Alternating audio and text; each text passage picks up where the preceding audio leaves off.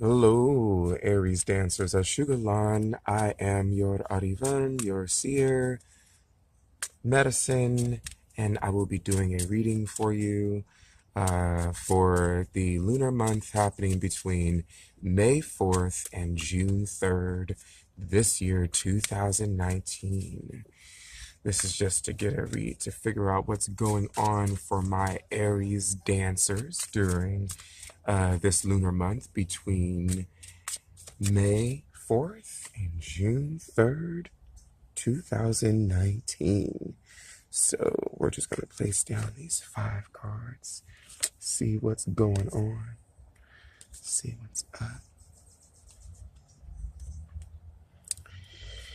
And I've got another card that I'm also trying to shuffle here too, just so that you can see. Just so you can see, I've got another. And just please bear with me a second. So what is going on for Aries during the lunar month between May 4th and June 3rd, 2019? What is going on during the lunar month for my Aries dancers between May 4th and June 3rd, 2019? What is happening during the lunar month for my Aries dancers between May 4th and June 3rd, 2019? Right. And let me just get these guys the way that I need them to be. And we'll just adjust accordingly, so please bear with me while I get all of this in line for you.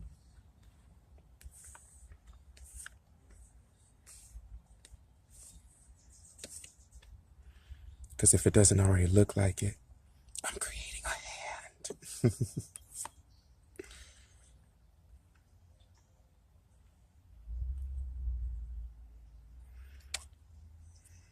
see.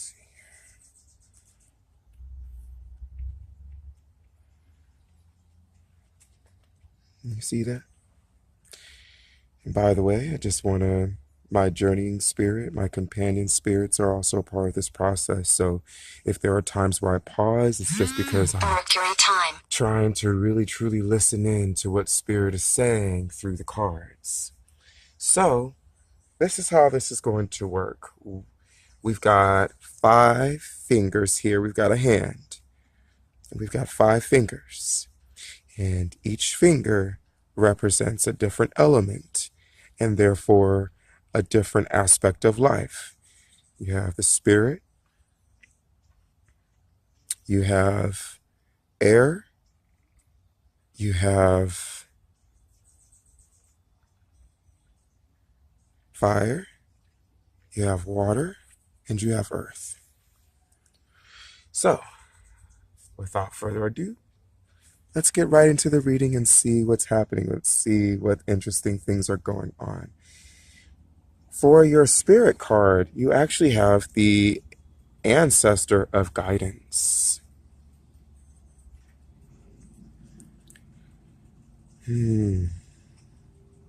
So the ancestor of guidance, when the ancestor of guidance comes in, there are some challenges ahead that you're being initiated into.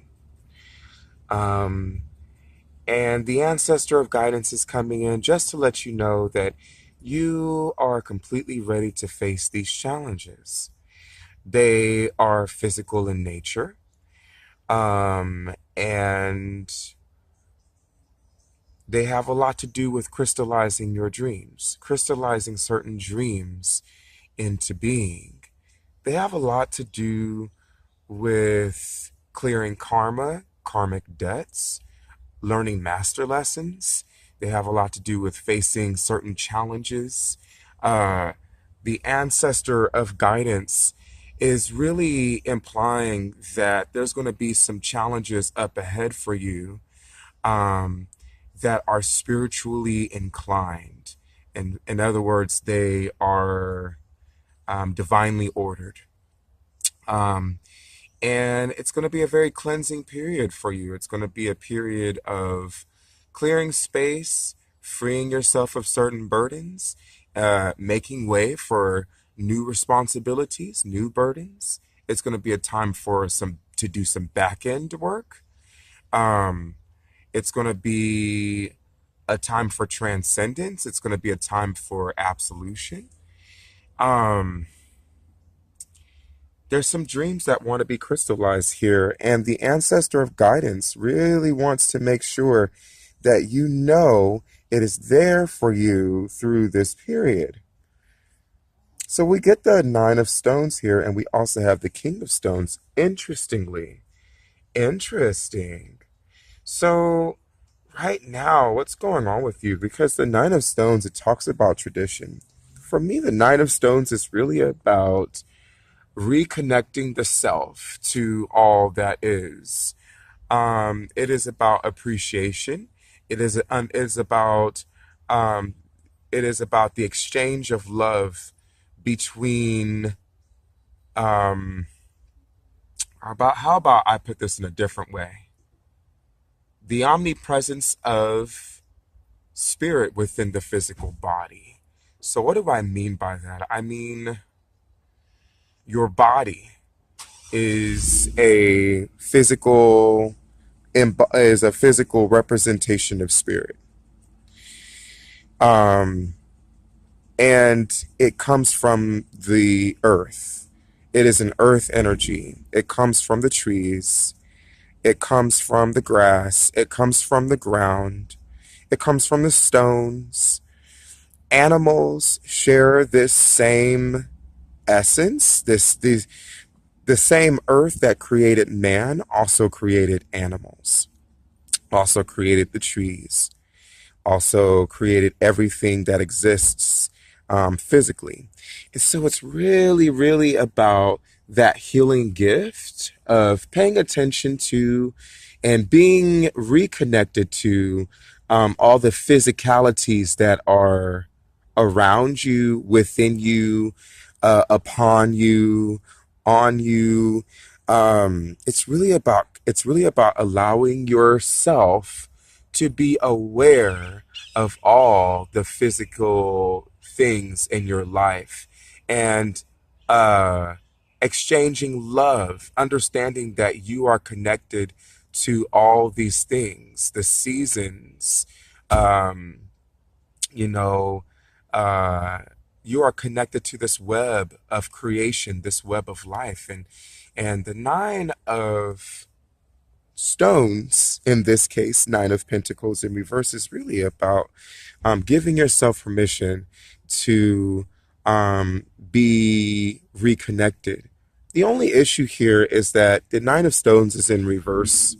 And so when the Nine of Stones is in reverse, it talks about a disconnect. And this is more than likely because um, in this version, my mind, my heart is just too caught up and too enraptured by people, by things like media, like models, like what people say, what people tell you.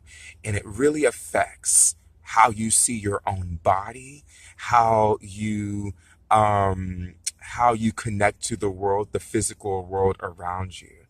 The Nine of Stones in reverse suggests that there's a negative connection to the physical world around you because basically it's being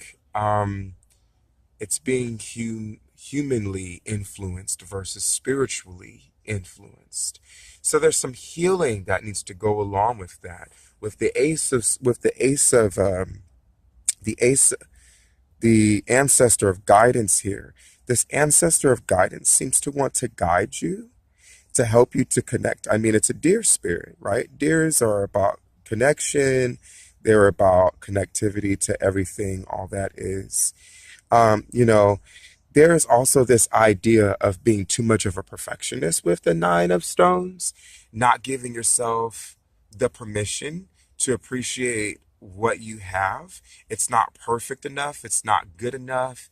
You know, not really being happy with your work as it is. Versus versus sitting in wonderment of it, versus sitting like being immersed by it and just having this feeling of wow, look at all of this, look at all this physical like manifestation and honoring it. It's like it's not good enough, I take it for granted. you know it still needs work, it's not perfect enough, it's that whole deal. So there's some healing work that needs to be done here. And I mean, um that's even more supported by the King of Swords, the King of Stones, excuse me, who is also in reverse position, because the King of Stones is very oppressive and very materialistic and very vain in this placement. Okay, so I mean, overall, the ancestor of spirit is here to guide you, is here to help you to become more aware and more alert to how your perspective of the physical, um, unguided by the spiritual, has affected your world. It's here to heal you. It's here to help you bring some awareness so that you can come back into divine order with yourself and divine truth with yourself and with creation, with all that is. You have a physical manifestation, you have a physical purpose. There's a purpose for your physical walk here. And spirit right now really wants to make sure that you are connecting with the spirit that is matter. Okay? Because that's going to be very important for you to connect with the spiritual aspect of the physical. So, as far as the Cave of Winds goes, as far as communications go, we get the shaman of courage. And the shaman of courage is really, really talking about illumination, and is really, really talking about giving yourself permission to free your mind, to face all the adversities, to face anything and everyone that would oppose your right to free thinking, to free thought. Okay, the shaman of courage really asks you to step into your power, and to give yourself permission to soar high, to soar far beyond, and to speak to and communicate with other forms of consciousness. Shamans are known for communicating with other forms of consciousness. And those other forms of consciousness could be found in the mundane as well as the spiritual.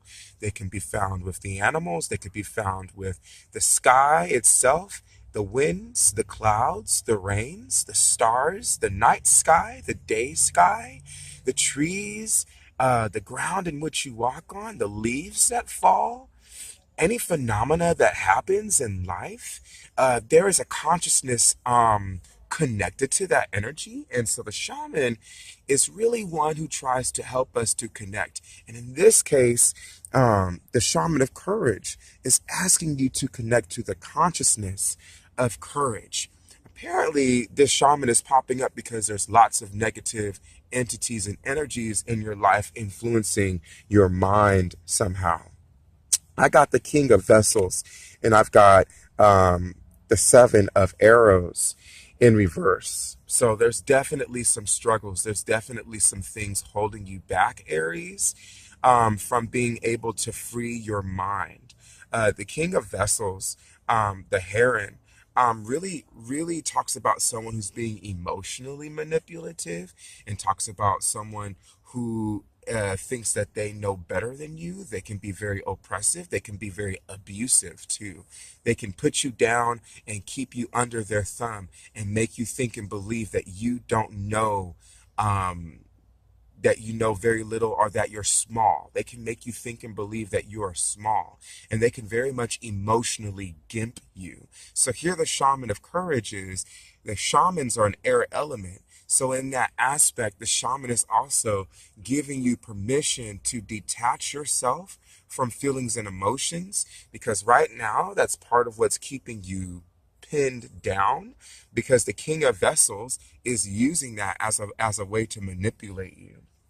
And then the seven of swords, the seven of arrows, or the seven of swords, um, really connects to these feelings of, it's called insecurity because it's connected to um, an insecurity that keeps you from leaving and escaping difficult, challenging situations that no longer are serving your purpose. The seven of arrows, the unfortunate part about the seven of arrows in reverse to me is that the card indicates a time for change and a time for transition and a time to secretly and subtly walk out of challenging situations that no longer benefit us.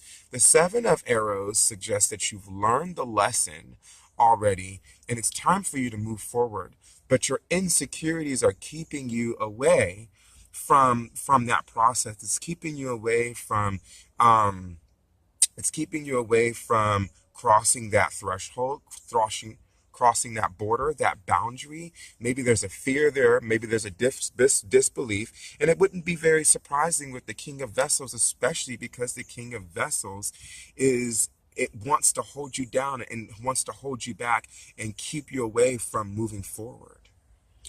So let's talk about what's going on as far as our actions and energies are concerns and challenges. Ooh, we got the spirit of love. We've got the spirit of love. And the spirit of love is a very transcendental card and transcendental entity in the fact that love is everywhere and everything and in everyone. And it is all encompassing. Um, it lives and breathes through everything and everyone. It lives and breathes through the physical and the spiritual alike. It is infinite. It is eternal. It is everlasting.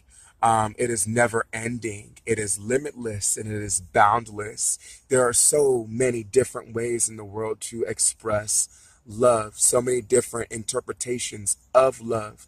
But love at the end of the day is still love, no matter the expression, the interpretation. It is still love, love at its core. And it's the spirit of love that is jumping in today, wanting to help crystallize that love into your hearts, which may be an indication that right now, Aries, there may be love. You may be devoid of love during this month, and that this spirit of love really wants to help crystallize love in your heart, really wants to help you tap into the spirit that is love, the spirit consciousness itself. The Four of Stones really speaks to me about someone who could be oppressive, for example. It could be speaking about a Scrooge type entity or force. This idea of I work harder than you, therefore I'm better than you type of aspect. Or this idea of someone who is taking on burdens and taking on responsibilities, taking on negative energies and entities that they should not have to take on. They should not be taking on. It is not working for their best benefit. They're taking on burdens and responsibilities and weight. They're taking on dense weight that is negative and that will only serve to debilitate them and keep them down and not to keep them up. So, that's what we're talking about here with the Four of Stones. And perhaps it might be that the spirit of love is trying to help you understand what love is. That love does not mean that you take on things that are debilitating towards you. Love does not mean that you have to be the scapegoat uh, to be punished for other people's response, for other people's wrongdoings and other people's mistakes, especially if those people need to learn. Sometimes love means that we need to step out of the way and that we need to give other people permission to experience the consequences and repercussions connected to their choices, connected to their um, connected to their wrongdoings. Every action has a consequence. And sometimes we could get in the way by, by taking the punishment, taking the consequences for these other people's actions and wrongdoings. And we may call it love. But I guarantee you, with the Four of Stones in reverse, there's some definite trauma and there's some definite insecurity that is part of the reason why you, Aries, may be taking on a little bit too much weight and burden onto yourself at this time. And I believe that's also supported by the Six of Bows, who speaks of failure, who speaks of defeat, who speaks of losing, you know, and really, really truly speaks of um,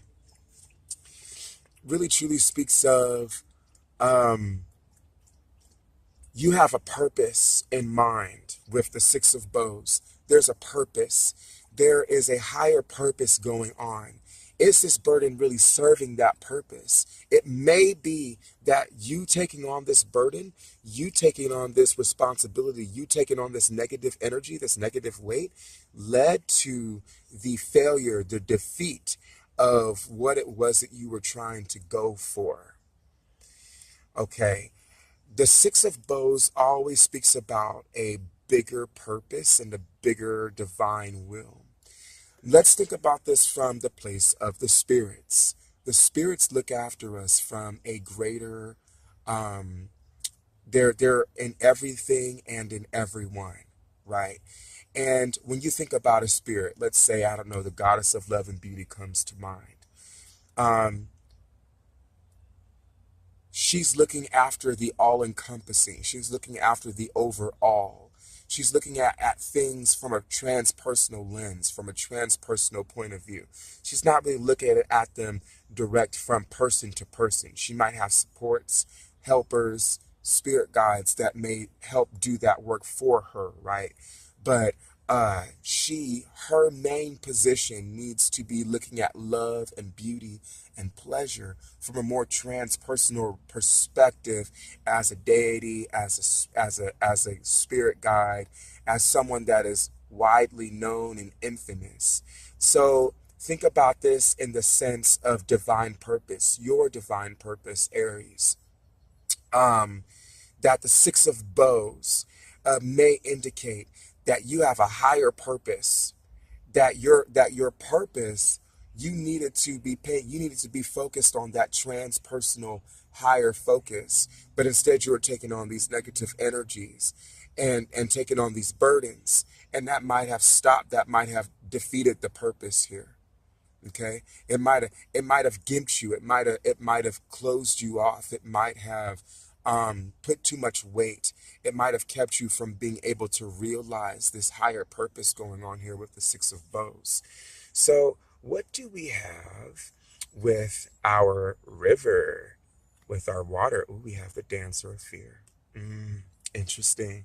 The Dancer of Fear, who speaks about, and this, by the way, is your emotional part. This is your emotional aspect. Okay, so the Dancer of Fear talks about fear. Now, fear can manifest in lots of different ways. Sometimes it's for a benefit, um, Aries, and sometimes it is for, yeah, sometimes it's for our benefit, Aries, and sometimes it is for, to our detriment, to fear. And it's really important that when working with the Dancer of Fear, that you have a greater understanding how to discern between the two. Because I can give you some examples. Sometimes we choose to face things that the Dancer of Fear is telling us we need to get away from. We need to escape. We need to not face them. We're getting ourselves into more trouble than what it's worth in the name of courage, our pride, our ego, or whatever the case might be. And um, sometimes the Dancer of Fear may be popping up to say, certain fears are getting in the way of you facing certain things in your life. So see, there's two opposites there, and you really have to listen to your intuition, listen to your insights to discern between the two. Ooh, I've got the Eight of Arrows going on, and I've got the Five of Vessels in reverse. The Eight of Arrows speaks to me about learning. The Eight of Arrows speaks to me about training. It speaks to me about facing challenges, going through obstacles. It speaks to me about learning to listen to your intuition, learning to also listen to the thought force of the universe.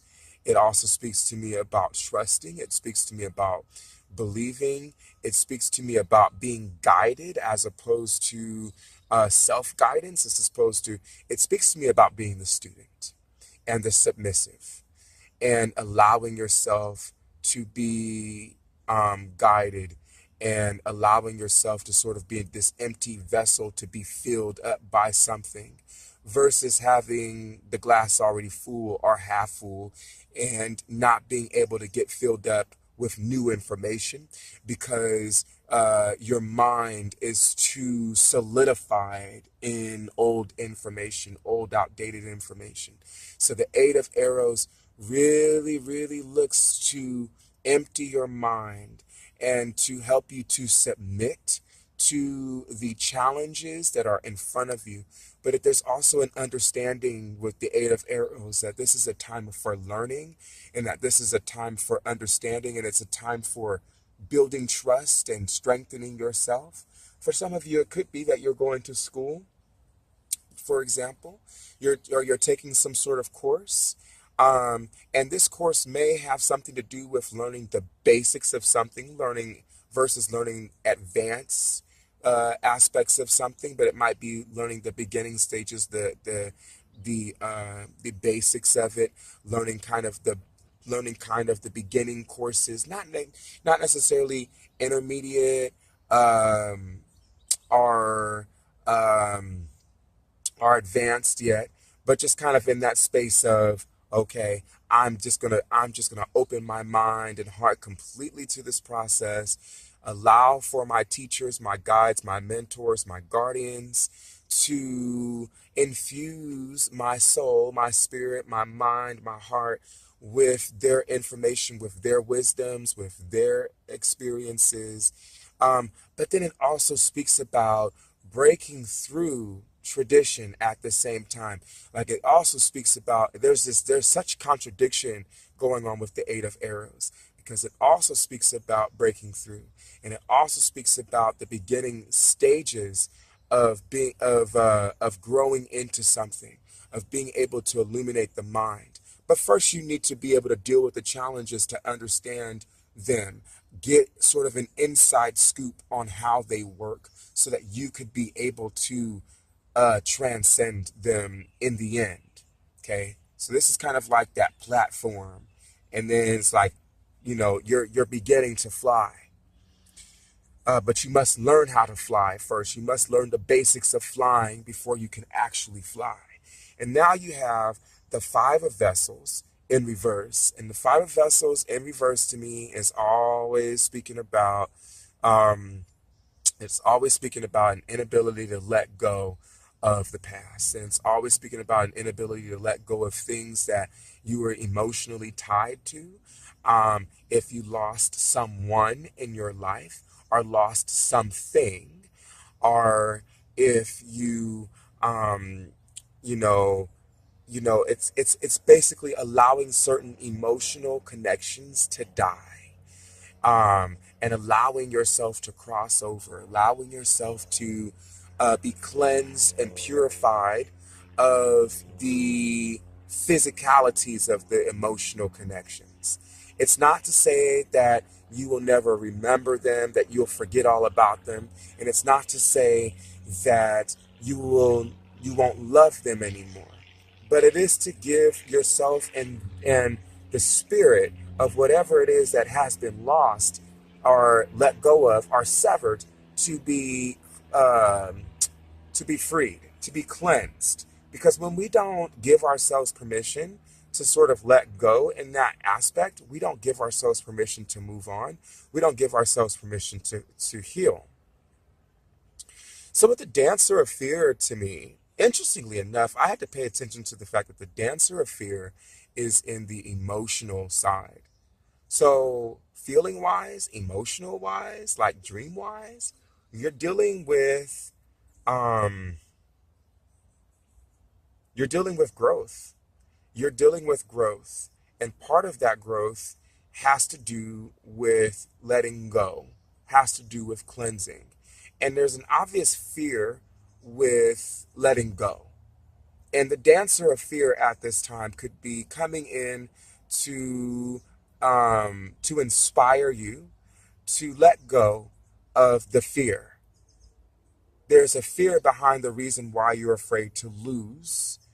You're afraid to let go of the emotional connection or the relationship, specifically speaking.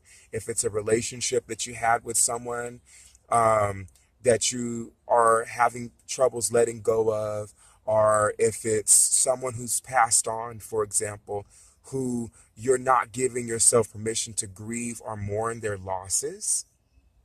Um, uh, Therefore, keeping them likely from actually crossing over and moving on. So the dancer of fear is saying that there are fears connected to why you are keeping them from crossing over and moving on, and therefore keeping yourself from crossing over and moving on. And therefore, the dancer of fear in this instance is saying that you dancing with me right now is a detriment to you. And I want you to recognize and realize that. The dancer of fear wants you to know that your fears around those that you have lost, um, that they're to your detriment, that you don't need to fear. So the dancer of fear is coming in and making it very aware that there is a lot of fear behind why you are struggling to move forward from a lost loved one, a severed relationship, a sentimental item that was lost, whatever the case might be. You know, and that really connected with the Eight of Arrows to me. It's really, really saying, listen, listen. Because it seems that the entity connected to this emotional connect tie for you is not gone. They are consciously still there. Their song is still present. They will be with you always. The relationship, you will have learned something from this relationship. I believe that with the Eight of Arrows in aspect here, know that this experience that you're going through is indeed a challenge that you need to learn from. And that I also feel in some ways that you've got to open your mind, Aries, allow yourself to really be able to connect to um, what is behind all of this. There's something that is behind the physicalities of it all. That you may only be paying attention to the physicalities of all of it. You only might be able to see the physical aspects of it. This person is here, now they're not here. But you're not necessarily seeing what is behind the curtain. You're not seeing the deeper truth that is behind it all. And perhaps because the dancer of fear is saying, because you fear so much, because you're so afraid, that you're not giving yourself permission to see. So, with the Earth card, with initiations, any challenges that are going to be initiated, we get the Shaman of Purification. Interesting. We have the Shaman of Purification. Interesting to me. Um, there is a challenge in your physical world right now that you need to give yourself permission to let go. The Shaman of Purification in this aspect has a lot to do with allowing the old identity to die, putting it to rest, allowing yourself to um, give gratitude and thanks and blessings to who you were. There are certain dreams, aspirations, things in your life that have already been physically materialized and fulfilled. You know they can no longer serve you. That identity connected to them, attached to them, can serve you no longer. So it's time for you to lay it to rest. It's time for you to purify yourself, mind, body, and spirit, so that you may be able to move on with your life. And if I kind of had to go back, along the timeline here, you know, this is really connecting me here. There's something going on here. And then you also have the Six of Arrows, which talks about reflection and talks about transitions and talks about transformation and metamorphosis. There's this deep fear of going within with you, Aries. I sense a fear of going within. I sense a fear of closing your eyes. I sense a fear of believing in yourself, seeing yourself outside of the identity that you have always known. I get it. I absolutely understand that it is fearful to let go. Um, and I believe that the Six of Arrows in reverse is truly pointing to someone who might be very afraid of that transition. Um, Maybe they don't have enough faith in themselves. Maybe they don't have enough faith in your beliefs. The other side of that, Aries, is that you could be transitioning in a rebellious nature, if that makes sense. And when I say a rebellious nature, I wanna make this perfectly clear. I don't believe that rebelliousness is negative in itself. I believe that it is the intention behind it. You might be deceiving yourself. This transition for some of you that is happening in your life during this lunar month may be happening by self-deception versus truth. And it may not be time for you to make this shift in your life, because there may still be some lessons. There may be still some things for you to reflect upon and introspect upon. There may be some things left for you to master, for you to get before you're ready to move forward. So anytime it's in reverse, there's kind of that either or going on there. For some of you, you might be afraid of making that transition. You may only be able to, you only might just have a cool head. Or maybe you don't have a cool head. Maybe your mind is full of worry. Maybe your mind is full of doubt. Maybe your mind is full of turmoil, and maybe it can only see the worst outcome in everything. And maybe that's what's keeping you from transitioning for some of you. And for others, in that same vein, that negative thought, that negative thinking, that negative believing may also be what's causing deceptive transition. Okay? You may be in a space where you might need to transition in life right now, to make a transformation in life right now. But your thoughts, your belief systems are all based in a negative space. It's deceiving. It's an illusion. It's not helping you. The shaman of purification is saying that you need to take some time to really purify yourself, mind, body, and spirit in the physical sense of these things. Maybe it's because it has something to do with foods that you're eating. Maybe it might have to do with things that you're telling yourself, affirmations. Maybe it might have something to do um, with seeking, I don't know, advisements of some sort, counseling, therapeutic practices, doing something physical, mundane, practical in order to purify yourself. Maybe it's a ceremonial thing that you have to do, something with practical value to it.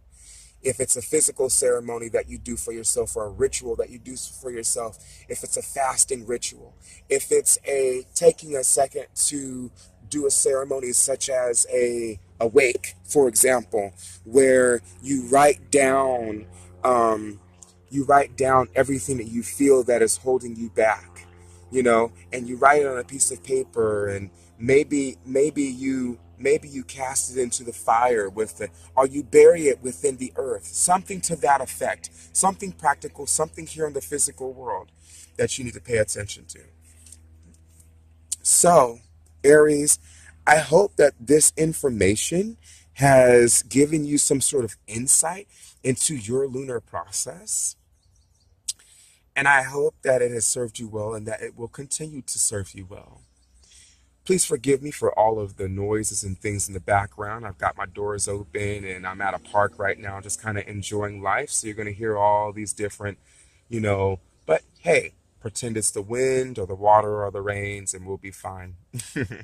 I love you very much, my Aries dancers, and I hope to see you next reading. I got Lunar.